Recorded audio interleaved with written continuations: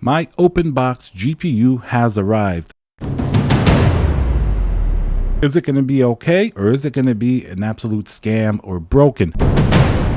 Now, this GPU is the cheapest 4070 Ti that I could find open box on Best Buy. Originally supposed to cost $849, but I got it for the princely sum of only $679. Look, even my cat loved the box. I think it's good energy, kind of passing along that good cat energy that it's going to be a good GPU. So as soon as I got the box, it had this sealed by Best Buy thing around it the entire way around. Maybe they put this inspected by Best Buy to reduce scams in-house in their own sort of, distribution and shipping centers. Because I even did a video a few years ago that actually this was a thing. They would ship different parts and steal them. So it makes sense that they did this. That's why I was a little bit nervous when I got this open box. It was a pretty good deal. $679 for a 4070 Ti. Definitely pretty good. Of course, Best Buy has a really good return policy. So I knew that if anything was off, it's not like some seller I met on the street. They were going to be able to make me whole and refund my money in case there was an issue.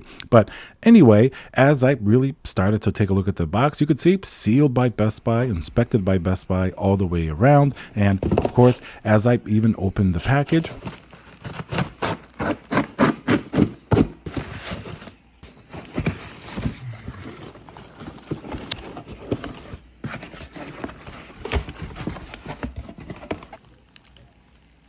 and now let's hear a word from our sponsor, VIP-CDKdeals.com, a Windows 10 Pro CD key. Add to cart, you put in code CC20. This will also work on Windows 11. You want to go into your settings in Windows, change and adjust your CD key, click activate, and now let's go back to the video. Lots of anticipation there, but you can see the GPU box is coming out. You can see that it's open box, and then as I open the GPU box itself,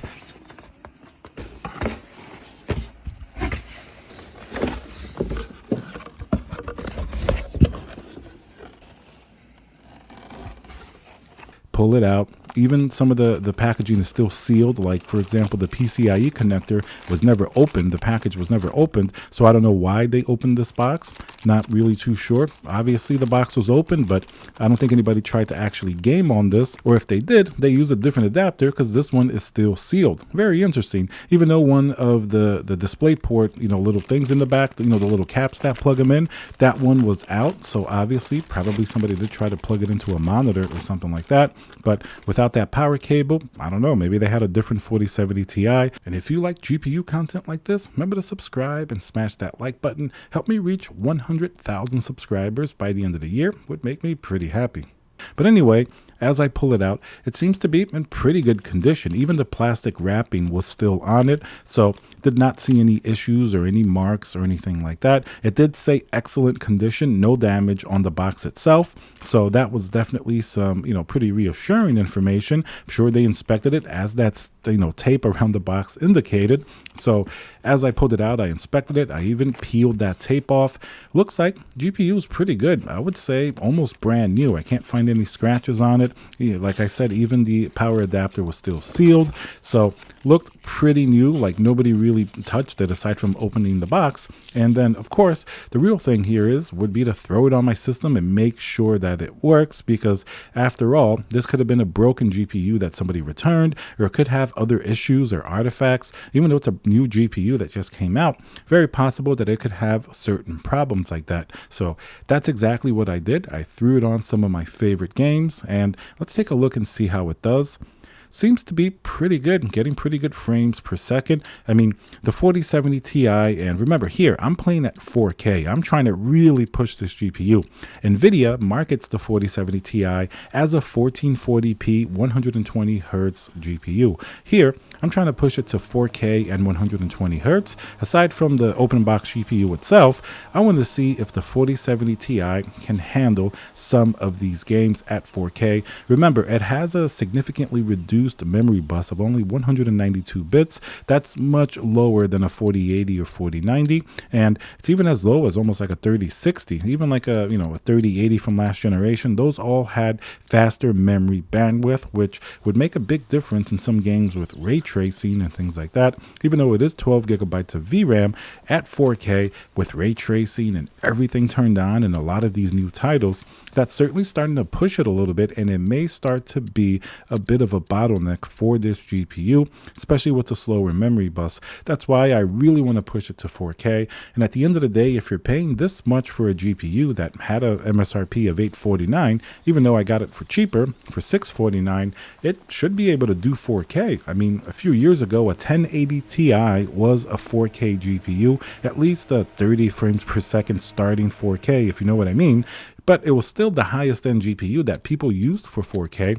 That one was $699. So you would think a GPU around that same price in 2023 should be able to do 4K as well. And judging from my results here, of course, it does do 4K. It's not a 4080 or 4090 by any means, but in general, it does seem to do pretty good. The thing you do have to keep in mind when you're using a GPU that's not the highest end, like a 4090, especially at 4K, you can't really turn on every single graphical option. I mean, even on the 4090, if you turn on ray tracing, like in Cyberpunk or some other games, you're going to be able to drop the frame rate a significant amount. It's not going to stop a 4090, of course, because that's the most powerful GPU, but it's definitely going to give it a big bottleneck, turning on every single piece of eye candy on max. You can't really do that with a 4070 Ti, but this doesn't mean that you still can't have a fantastic gaming experience that's almost the same as even like a 4090.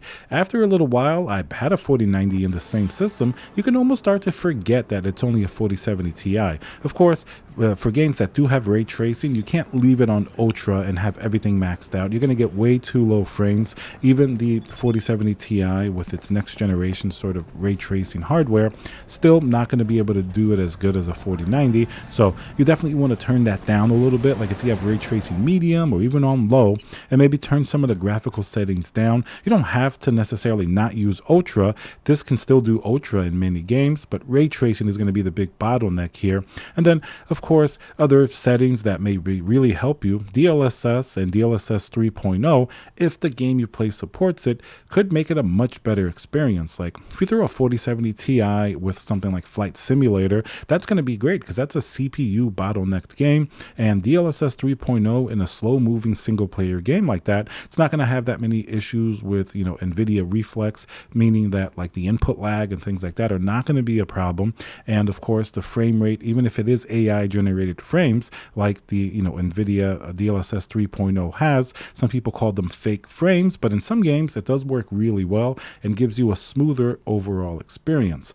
Now, when I was playing through certain games like Plague Tale Requiem, which does have ray traced shadows now, and it also has DLSS 3.0, you can turn on that frame generation. Overall, makes a pretty big difference, makes the game a lot smoother. The graphics still look beautiful, but you will see some artifacts every once in a while. Like if I move the camera around a little bit too fast, I did see some issues pop up here and there. Overall, it does look really good, and it does make the frame rate considerably better. Even if I'm playing at 4K here, so I'm really maxing this out. So that's certainly very impressive. Now, if you do the reasonable thing and you buy the 4070 Ti for 1440p, I think it's actually a really good GPU for that resolution. If I'm okay with that at 4K, even getting pretty close to some max settings with some tweaks here or there, at 1440p, I think for most games it'd be more than enough, even with ray tracing. And then of course, if you need a little bit of a boost in some games that are particularly taxing, like in Cyberpunk or something like that, then you can turn on DLSS. DLSS 3.0 will also come out for Cyberpunk. Not everybody likes it, I understand. It's an Nvidia marketing point for them to make the GPU seem stronger, but when it works, it does work pretty well, and it's hard to tell the difference. So there is some legitimacy to DLSS 3.0, just to keep that in mind. But For some games, it can make a big difference, and at 1440p, and if you tweak a little bit with the graphical settings, this 4070 Ti should be a pretty stellar GPU. And then we come back to the beginning of the video. Why did I buy an open box one? Of course, $799 is way too much for this GPU, especially a 1440p optimized GPU. This price of $679 for the open box is definitely considerably better. I consider that to be a pretty decent price, under $700 for a 4070 Ti. At that price, pretty happy with it, and I would recommend it to people. At $799, can't really recommend it because you can see it's a 1440p GPU. At 4K, of course, it still does really well, but it still has those limitations. You're not going to reach the highest graphical settings at 4K, and for some people, when they buy a high-end GPU, they want to turn on all of the eye candy, so that's going to make you have to kind of play at 1440p to be able to really do that on this GPU. So its price of $679 is fair, but anything above that starts to get a little bit too much. That's why we've seen them in stock so many times. All right, guys, so let me know what you think about this open box GPU. Is that something you would buy to save some money? Remember to subscribe, smash that like button, and I'll see you guys on the next video.